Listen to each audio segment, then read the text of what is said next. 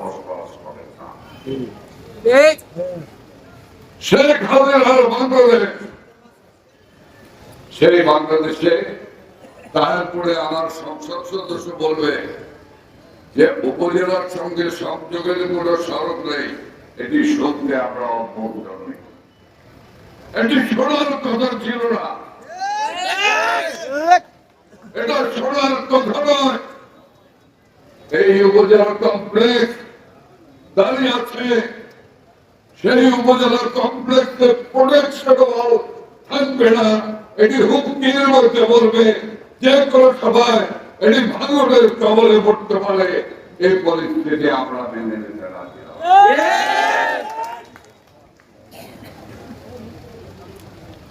মসজিদ মন্দির এই হাওড়ের ঢেউয়ে